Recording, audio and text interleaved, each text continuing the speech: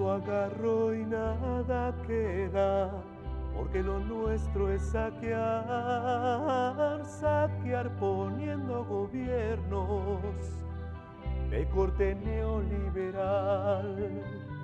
Siempre perseguí la gloria de poder cantar victoria al saquear a la nación. Yo lanzo al mundo misiles, ingrávidos y gentiles, como fake news de jabón.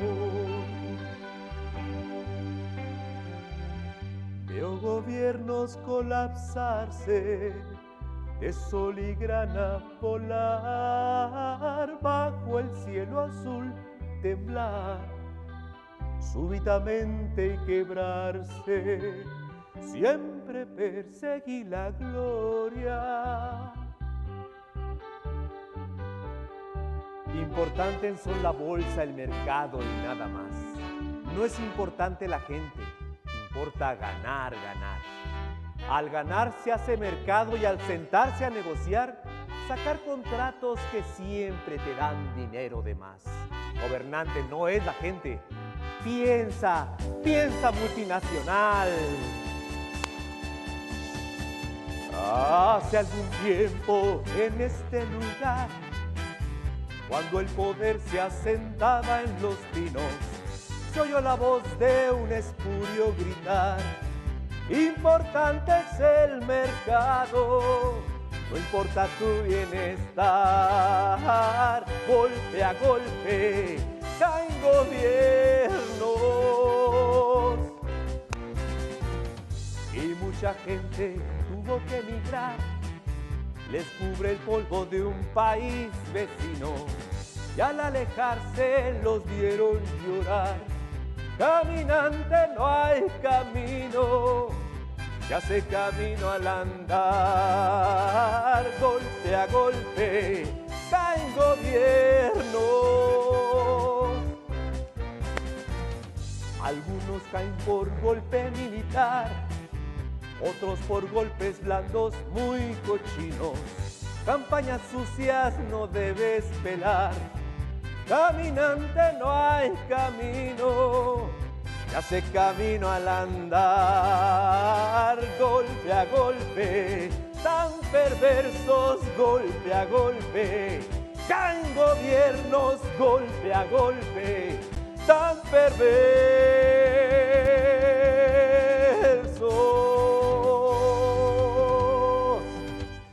¿Qué es eso? ¿Estás viendo siempre en domingo? ¿Qué es eso? Pero exhibiste tu edad. No, pues es un cantante aquí. A ver, le cambio, pues. Cámbiale, cámbiale.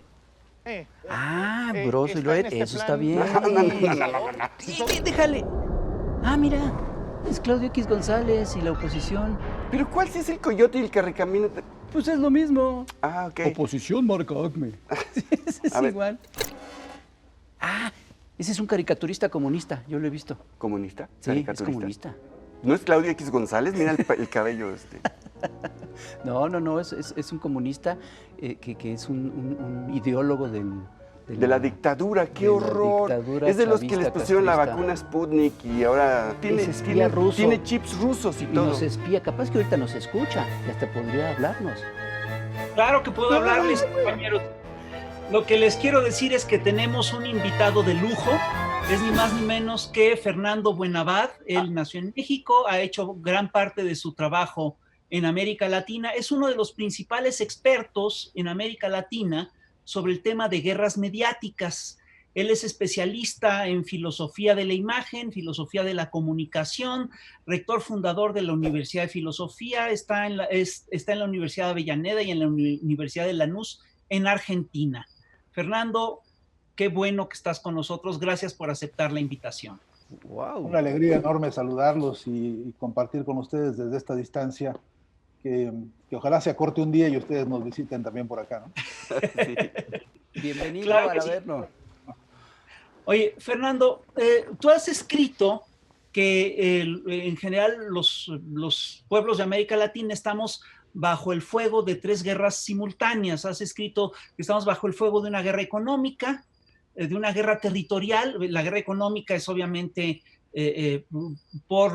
digamos, alrededor del trabajo, la guerra territorial se da alrededor de los recursos, pero también has hablado de que hay una guerra mediática que se da, que es un campo de batalla alrededor de nuestra mente. ¿De veras existe esa guerra mediática? ¿No estarás paranoico? ¿No estaremos paranoicos los que planteamos que existe una guerra mediática? Pues mira, de ser una paranoia, es una paranoia de larga duración, porque ya en el año 1980, la propia UNESCO y Naciones Unidas se propusieron hacer un gran informe mundial sobre cómo estaba el problema de la comunicación. Y entonces lanzaron una convocatoria con un instituto de investigación sobre la comunicación que dirigió un irlandés famosísimo, un premio Nobel de la Paz y premio Lenin de la Paz, Shane McBride, y hacia el año 80 se publicó esto que conocemos como el Informe McBride. Ese informe, que se llama Un solo mundo, voces múltiples, ya advierte desde sus primeras líneas que se está dando en el mundo un proceso acelerado de concentración monopólica de medios de comunicación, y que esa concentración acelerada lo que está significando es una amenaza contra las democracias. En ese documento se advierte de un desarrollo muy desigual y un desarrollo muy, por cierto, ventajoso de la tecnología, por un lado, luego de un sistema de reagrupamiento industrial, empresarial, etcétera, que están manipulando la comunicación y la información al antojo de los intereses puramente comerciales, y luego dice que se pone en riesgo todo el aparato de la estructura educativa de los pueblos. En ese informe, que además llama a un nuevo orden mundial de la información y la comunicación, se advierte que en la medida en que los gobiernos, los estados y los aparatos jurídico-políticos no sean capaces de tener control sobre lo que están haciendo los monopolios mediáticos, en esa medida se pondrá en riesgo la propia estructura del Estado, al punto de que esto representa un problema de seguridad nacional y regional. Hasta ese extremo llega ese informe que obviamente inmediatamente congelaron porque entonces gobernaba Ronald Reagan en Estados Unidos, y como te imaginarás, ese informe del que participó incluso García Márquez, McLuhan y algunos de los nombres más prestigiados de su tiempo, fue suscrito y aprobado en el Pleno de Naciones Unidas, y es quizá el único documento internacional avalado institucionalmente que tenemos donde ya está este germen de la paranoia de la que hablas. De modo que si estamos paranoicos en nuestro tiempo, pues se lo debemos a McBride y a todos los estudios internacionales que se han validado, porque en el territorio concreto digamos, de los foros internacionales, tanto como en las plataformas nacionales, se ha verificado esta triple alianza de los grandes consorcios mercantiles o industriales manejando la banca, de la mano del desarrollo industrial bélico del mundo, de las grandes industrias de la guerra, y luego los aparatos de dominación ideológica, que yo prefiero llamar máquinas de guerra ideológica y no medios de comunicación, porque ese término de medios de comunicación, además de ambiguo, se presta a otro debate que bueno, merece otro tiempo. Pero en lo concreto es que aquel que diga que se trata de una pura paranoia, lo que está tratando de hacer es esconder realmente toda una operación internacional que tiene ya estragos muy concretos contra nuestros pueblos, ¿no? Oye, Fernando, eso fue en los 80s. Eso ya pasó mucho tiempo. Yo creo que ahora ya no es así, es muy distinto, ¿no? Ahora... Sí, es mucho peor. Sí, cambió. Mira, en los años 80, el informe McBride registraba que había en el mundo más o menos 600 grandes dueños de medios de comunicación. Incluso en alguna extensión del informe se hace un reporte sobre quiénes son, dónde están. De esos 600 aproximadamente, hoy son 8 nada más, los dueños de todos los grandes medios de comunicación del mundo. Así que sí cambió, empeoró gravemente, ¿no? Oye, Fernando, bueno, y el hecho es que esto que tú llamas máquinas de guerra, de información, sí trabajan con mucha agresividad y con mucha eficacia. Lo estamos viendo hoy en día en México, donde el presidente prácticamente diario se tiene que defender y se defiende agresivamente contra los mercenarios del periodismo que tratan de desacreditar su gobierno.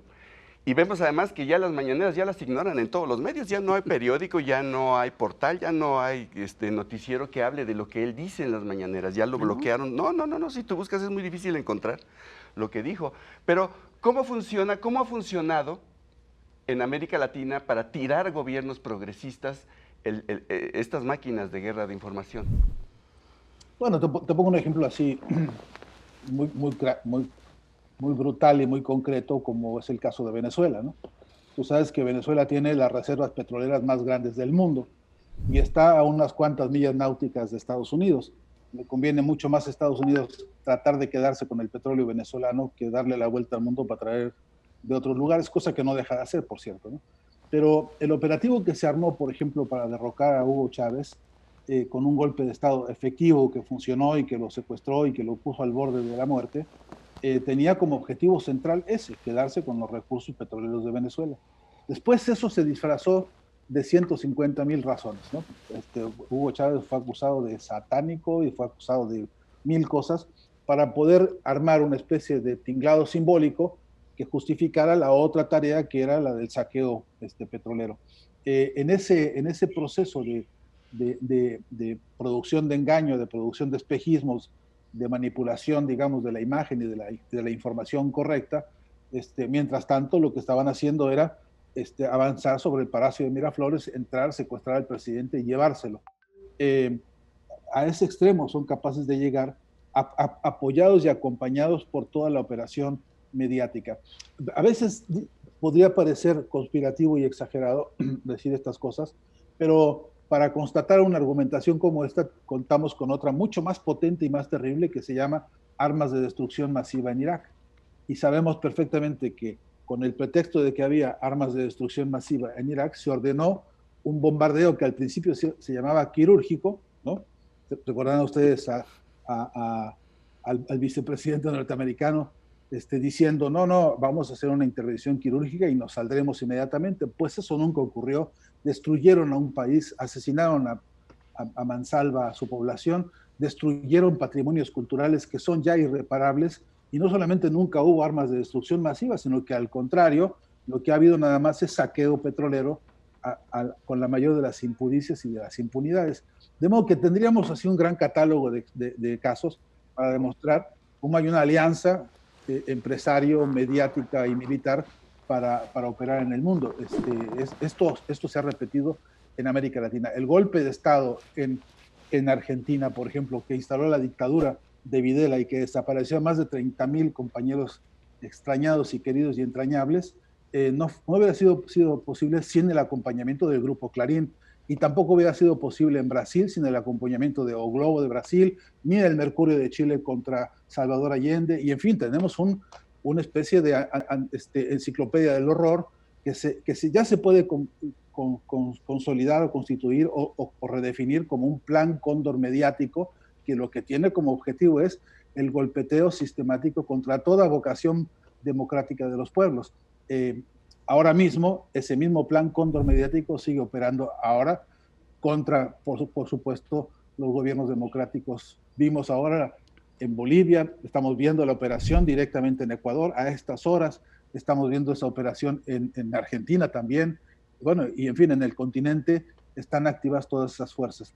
De modo que hacerse el ciego a esto y no ver que esto tiene una similitud milimétrica con lo que pasa en México, pues sería una equivocación grande, una ceguera enorme. Y hay puntos de referencia que lo denuncian. Uno de ellos son de los 5 laboratorios de guerra psicológica más importantes que hay en el mundo. Uno de ellos está en Miami y lo dirige JJ Randón, que ya incluso con todo desparpajo en México dijo haré lo imposible porque López Obrador no llegue nunca a la presidencia. Pero ese haré lo imposible no cesó con el triunfo de López Obrador, continúa siendo equipo de asesor de un montón de otras canalladas que circulan en el continente. Y esto incluye a Durán Barba en Ecuador, ahora mismo, que fue asesor de Macri, y a Durán Barba, que es asesor ahora de los candidatos de la ultraderecha por supuesto, en Perú, por supuesto, en Ecuador. En fin, el mapa del terror que acabo de decir, del terror mediático, está vivito y coleando, y lo menos que lo que uno no podría hacer nunca es pasar desapercibido ante esto, ¿no? Fernando acaba de mencionar que existe un plan cóndor mediático. Plan Cóndor. Yo creo que vale la pena recordar. ¿Cuál es el plan Cóndor? Que el plan Cóndor era un plan que tenían las dictaduras militares de América Latina en los años 70 para coordinarse entre sí, para secuestrar gente, para torturar, para asesinar. ¿No es así, Fernando? Pues sí, como una de las expresiones de ese plan, ¿no? Que en realidad es un plan del imperio para quedarse con los recursos naturales de todo el cono sur, que no son pocos. Sí. Podríamos algún día tener capacidad para hacer un recuento medianamente completo y veríamos la inmensidad de riquezas y de recursos que hay en toda esta parte del continente. El proyecto neoliberal, que desde entonces empezó a cocinarse para el continente, como el proyecto para el continente, encontró como única salida posible el uso de la fuerza militar y la destrucción directamente del ejército contra los pueblos y contra los movimientos progresistas de esa época.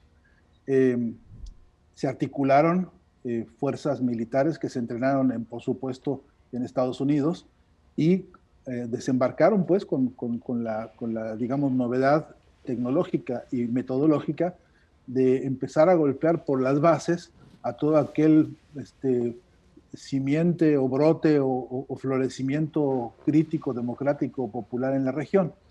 Y por supuesto que atrás de los modelos de dominación militar en lo territorial, también había un proyecto de dominación ideológica de los militares que empezaron a sustituir valores, empezaba a producirse una fase nueva del proceso de usurpación simbólica, y eso quiere decir que con los propios símbolos de los que estaban en pie de lucha, rearticulaban el discurso para después producir un género de confusión y de engaños terrible.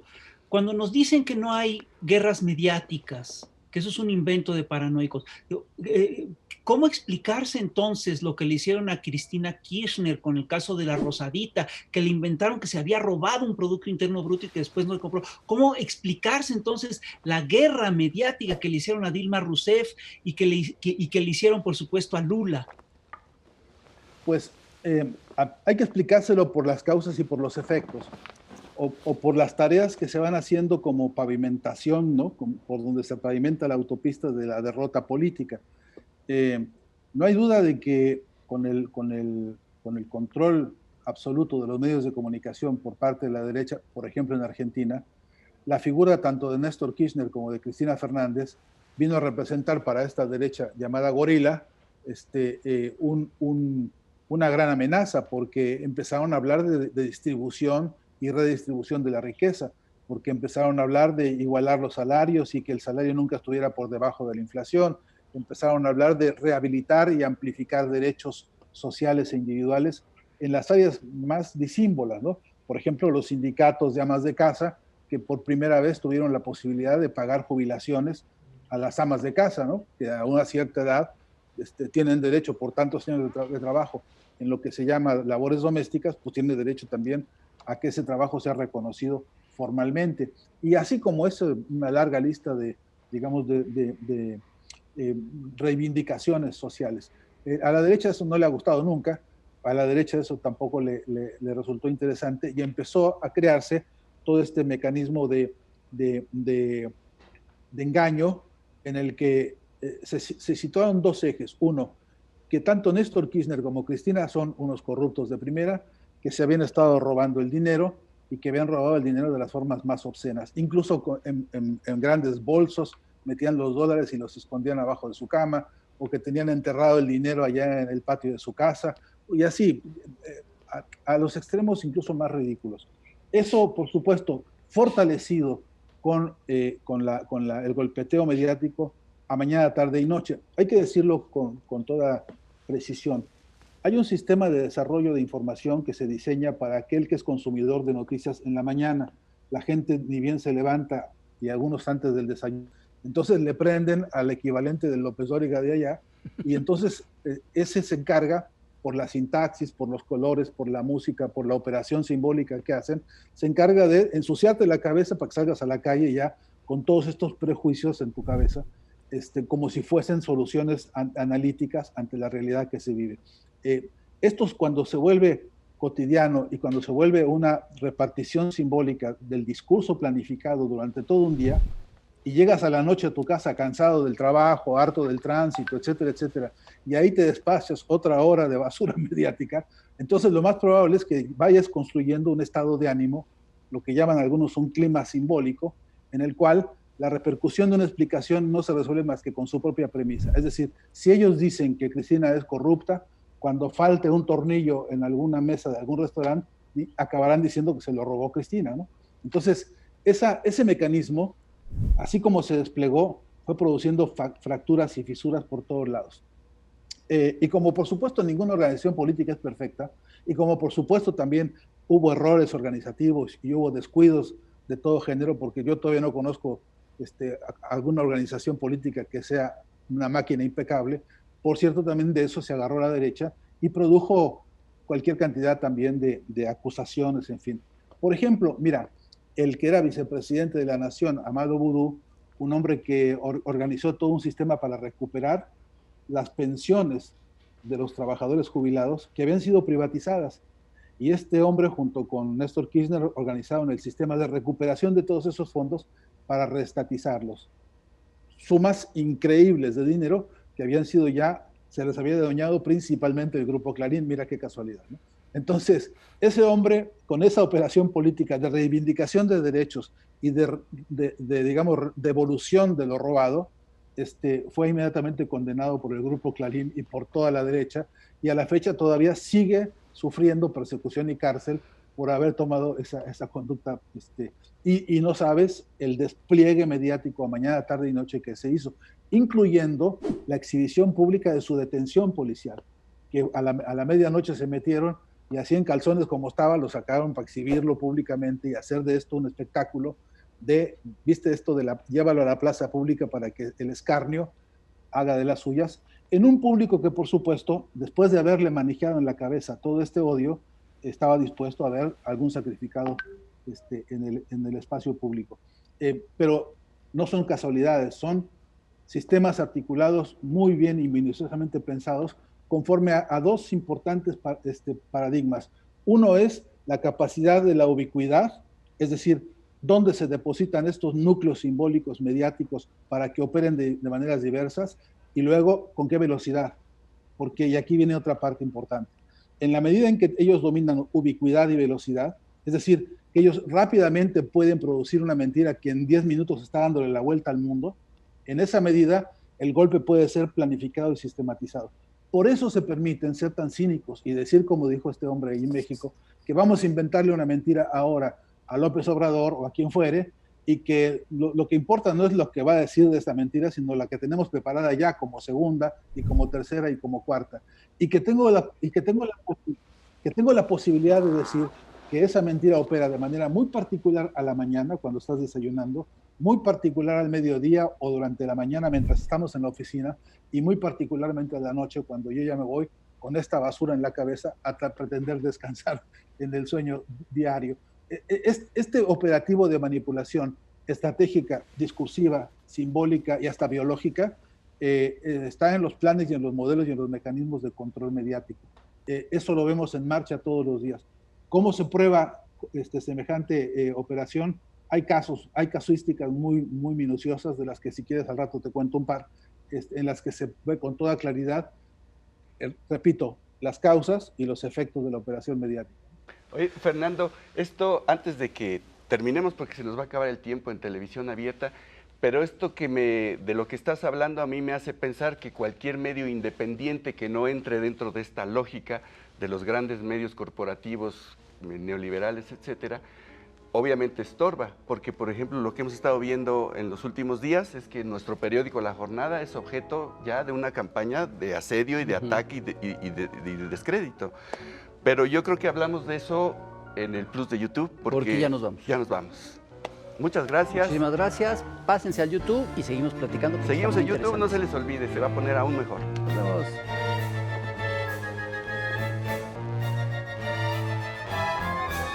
Seguimos aquí en Chamuco TV, estamos ya en el Plus de YouTube.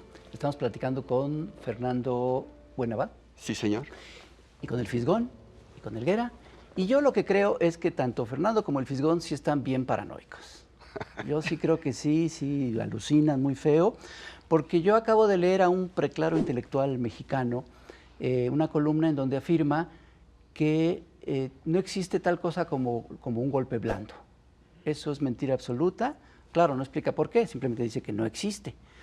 Y entonces yo que veo que todo lo que está sucediendo actualmente en México, todo lo que está haciendo la derecha, las marchas de frena, el calentamiento de las calles, toda la campaña de fake news, yo todo lo veo que sí concuerda con lo que son los golpes blandos. Pero a mí se me hace que está sucediendo de manera espontánea.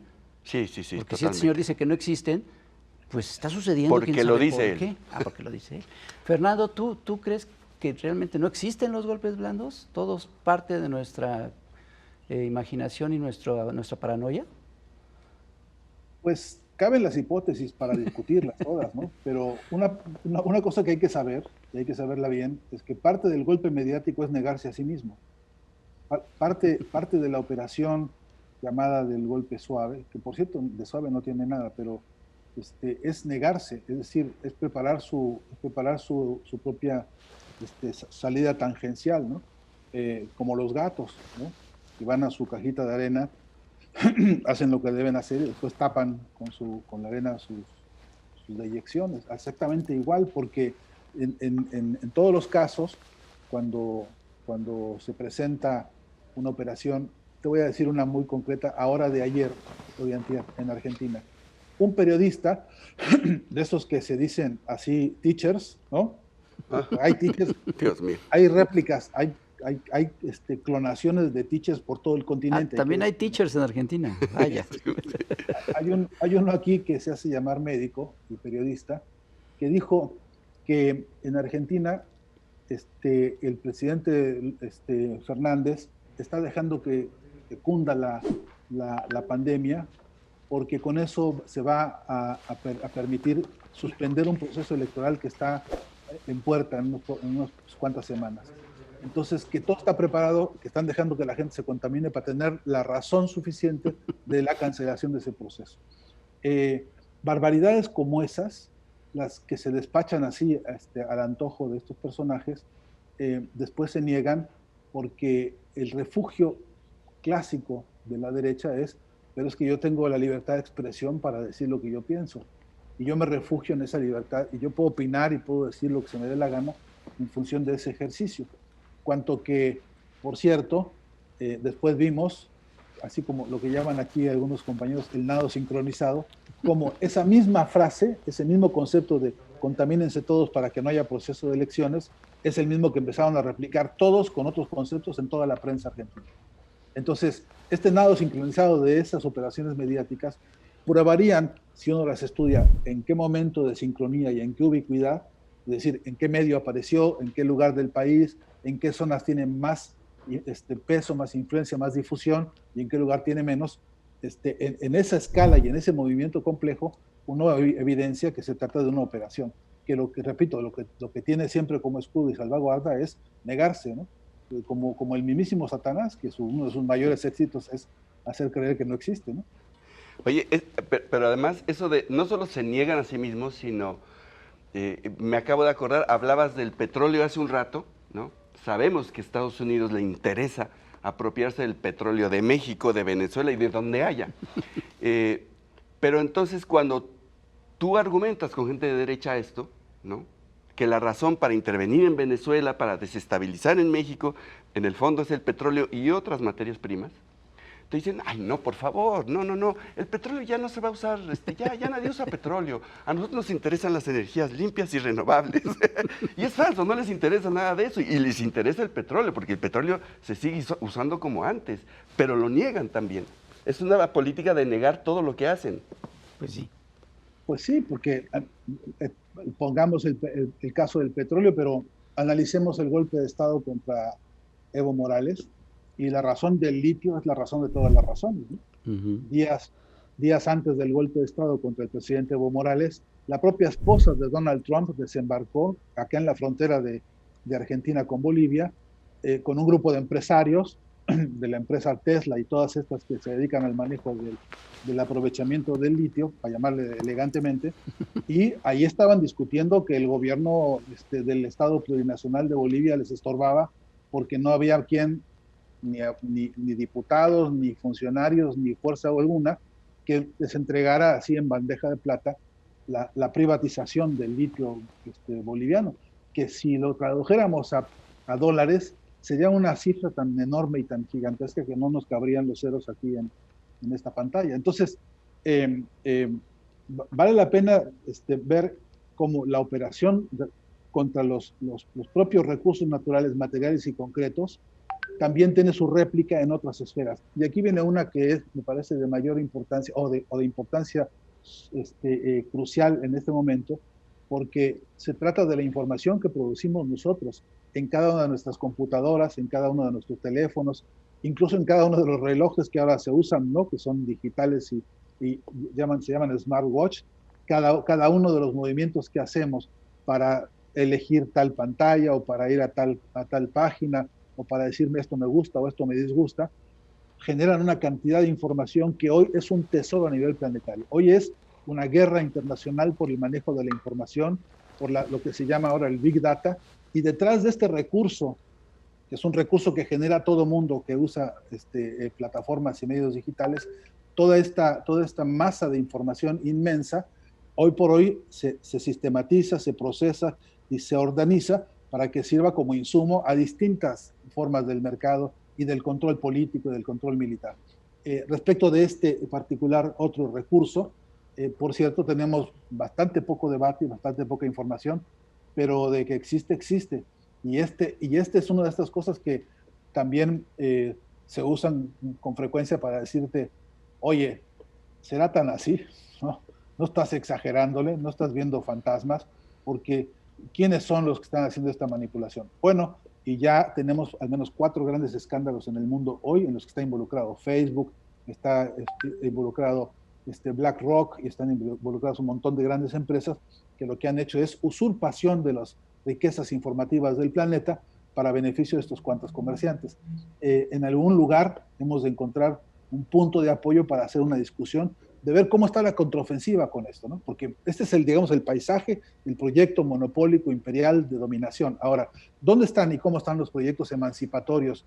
¿Qué pueden hacer? ¿Qué están pudiendo proponer y cómo se pueden desarrollar? También es una información que normalmente nos falta en la mesa para poder completar el paisaje, ¿no? Oye, fíjate que suele ocurrir que los operativos psicológicos se manejan con la más total secrecía, porque lo que tú dices es correcto, su eficacia reside en que la gente no se dé cuenta de que está siendo manipulada. Pero yo creo que sí hay casos muy concretos en los que de repente los que hacen estos operativos psicológicos cuentan que hicieron operativos psicológicos. Hay un caso muy concreto que es el de octubre de 2016, si mal no recuerdo, que en Colombia hubo un referéndum sobre la paz y de manera inexplicable, ¿no? El pueblo votó en contra de la paz. Eso es un caso increíble. Es decir, ¿cuándo se había visto eso? De que un pueblo supuestamente libre votara a favor de la guerra. Digo, eso me parece inconcebible. Y curiosamente, el responsable de la campaña por el no, que es un cuate que se llama Juan Carlos Vélez, si mal no recuerdo, salió a decir públicamente, salió a contar que tenían unos asesores que venían de Panamá y creo que de Miami o de Brasil y que les habían sugerido que la estrategia debería centrarse en la indignación y no en explicar los acuerdos, etcétera, etcétera, y que inmediatamente después se le vinieron encima a sus propios colegas, pero el hecho es que el cuate contó claramente cómo era ese operativo y dio indicios de cómo fue ese operativo. Yo creo que como ese hay un montón, ¿no? Sí. Yo creo que tú tienes casos documentados de estos, ¿no? Ese caso te lo puedo comentar en algunas 2 líneas, Rafael, porque, mira, yo tuve la fortuna de ser invitado a esas mesas de negociación por la paz en La Habana y pude participar del debate verdaderamente profundo que se hizo ahí sobre la complejidad enorme de construir la paz, porque paradójicamente la paz en Colombia y en cualquier lugar está tan llena de trabas, tan llena de piedras en el camino, de tanta canallada y tanta emboscada, que de verdad que es un triunfo enorme llegar a un punto en el que, como se llegó, se firmara un acuerdo de paz, aunque luego fuera traicionado, ¿no? Y hay algunas cosas que decir al respecto.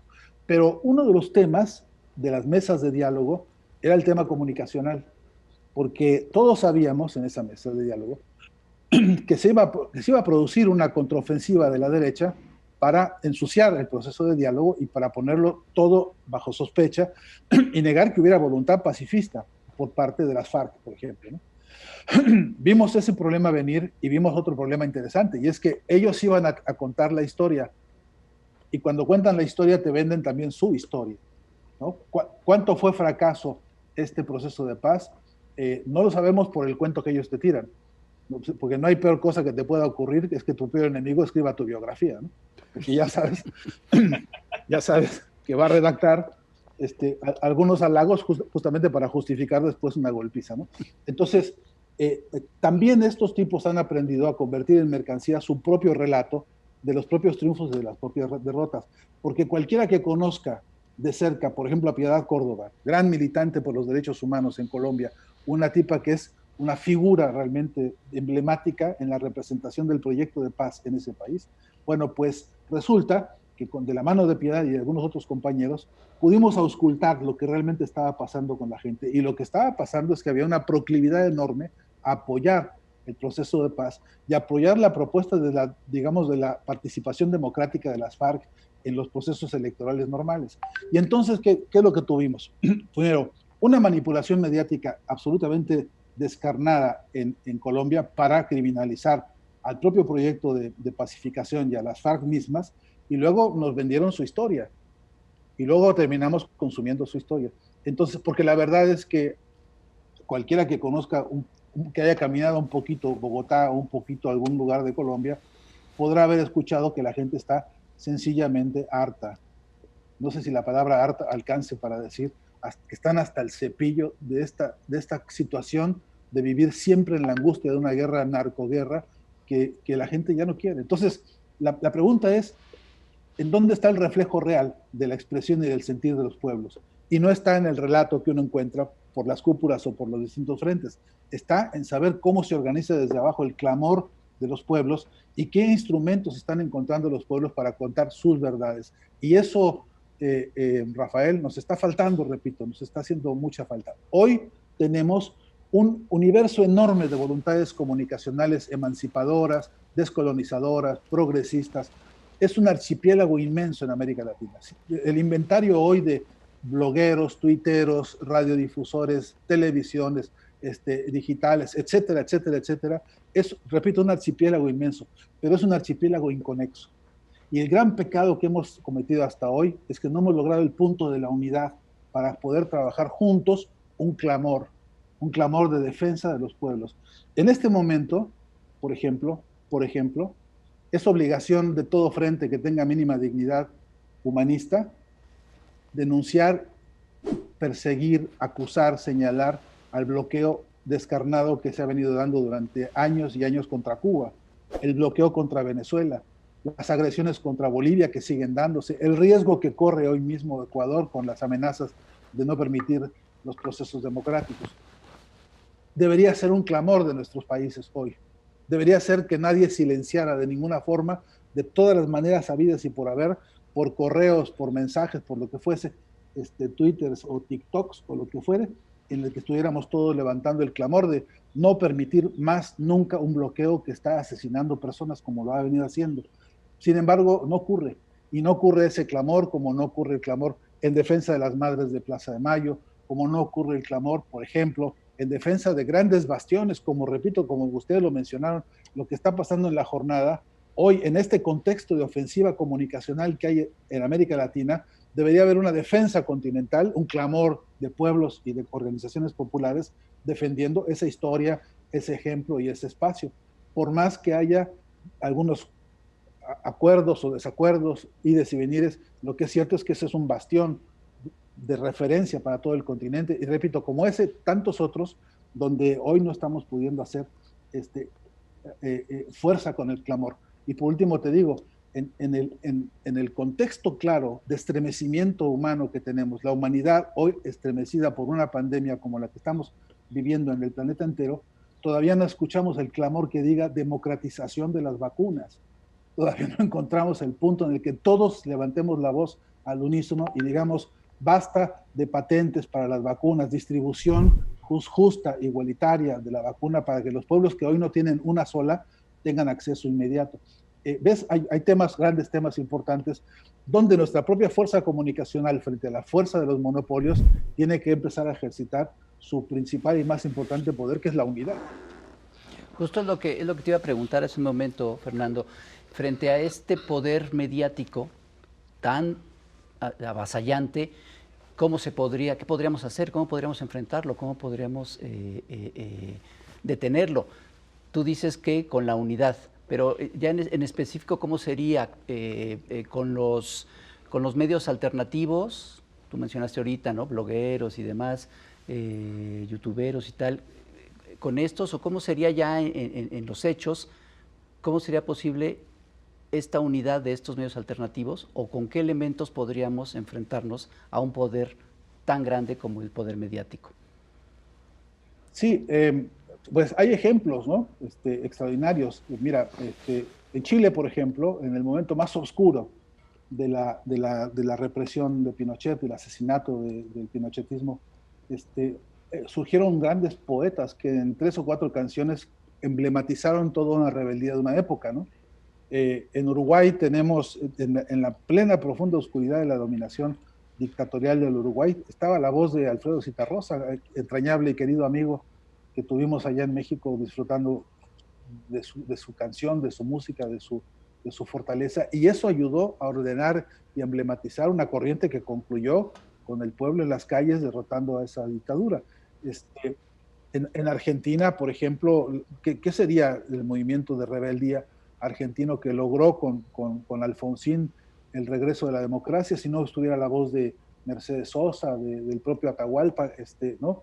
En fin, estas voces que en la diversidad de espacios van produciendo no solamente la cantidad, sino la diversidad de pronunciamientos y de discursos que van amasando los proyectos transformadores. Ahora, lo que es verdad es que en este momento lo que yo creo que está haciendo falta es tener capacidad de consolidar fábricas de contenidos emanadas no de un escritorio de algún genio o de algún sabiondo, sino de las propias luchas, y ahí está la clave. ¿Cómo se puede derrotar a Televisa, por ejemplo, y todas sus maniobras, si no hay por abajo, por la base del pueblo mexicano, un debate abierto, franco y sincero para desentrañar las falsedades que ha producido y que sigue produciendo? Eso tiene que darse en los distintos frentes. Y no se trata de crear medios de comunicación para ver si esos generan revoluciones. Se trata de que en los propios procesos de lucha emerjan las voces comunicacionales que tienen que contar la propia lucha y su hermandad en sincronía con otras muchas luchas. Así han logrado hacer pueblos. Mira Cuba, que si hay que decir, años desde el triunfo de la Revolución Cubana hasta esta hora en que estamos conversando, no ha cesado un solo minuto el acoso, el golpeteo, la agresión contra ese pueblo. Y sin embargo, están dando unas respuestas que realmente son sobrecogedoras. Es la vanguardia de la salud pública en América Latina hoy. Son los primeros que producen en este continente una vacuna propia. Son los que están ya a punto de salir con la tercera fase a compartir este avance tecnológico, médico, sanitario, etcétera, en esa resistencia. De modo que, sin tener una solución mágica al problema, yo creo que uno sí, definitivo y cierto, es que nos falta capacidad organizativa y nos falta capacidad de sistematización de los contenidos, porque en la medida en que tenemos a veces más información, a veces sobreproducción informativa, eso sirve para crear más confusión a veces. Necesitamos saber organizar la información, seleccionar la información, despejar toda la fake news, toda la falacia que circula, lo que llamamos ahora la infodemia, ¿no? La pandemia informativa, y además identificar la información que realmente están haciendo desde los frentes de lucha. Y yo creo que ese es el cometido hoy para todo aquel que se dedique a estas investigaciones, es identificar la metodología para eso, para la organización del discurso emancipatorio, ¿no? Ya se quedaron calladitos todos. Están pensando cómo organizarse para... Sí, bueno, pues hagamos un club, aquí hagamos una fábrica de contenidos desde el Chamuco, verás que tiene un resultado importante. Bueno, de hecho eso es lo que estamos tratando de hacer, de alguna manera. Se supone, si acepta la invitación, que la semana que entra vamos a tener a un periodista peruano llamado El Jota, que justamente es alguien interesado en romper los cercos mediáticos, alguien que ya fue expulsado de todos los medios de comunicación en su país, pero es alguien que divulga información sobre lo que pasa no nada más en Perú, sino en toda América Latina, desde México hasta Argentina, etcétera.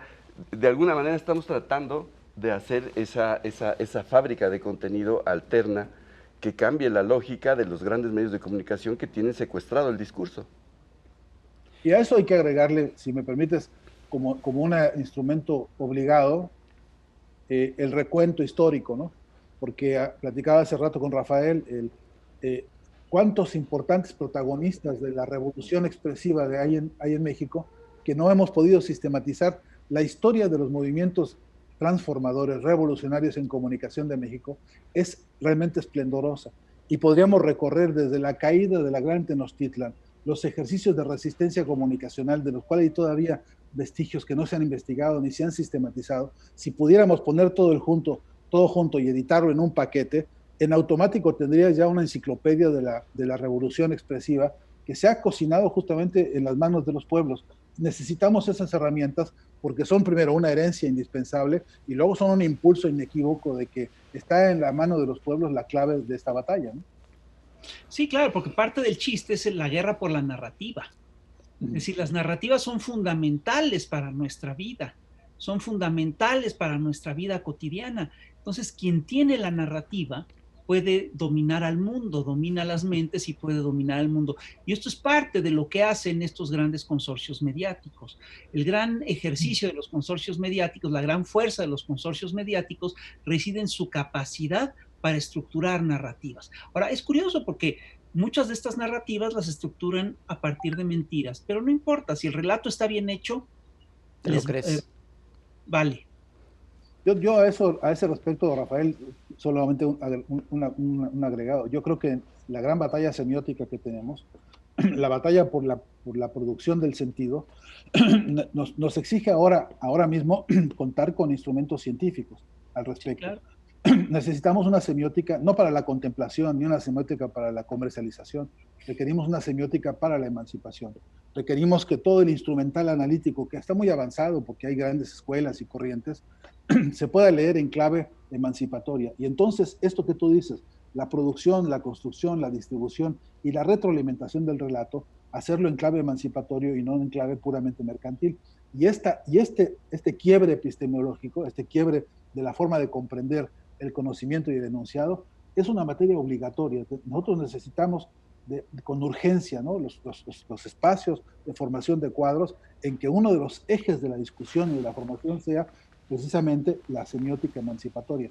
Las herramientas para la producción de sentido, las herramientas no solamente de producción, sino las relaciones de producción de sentido tienen que cambiar radicalmente y necesitamos instrumentos científicos.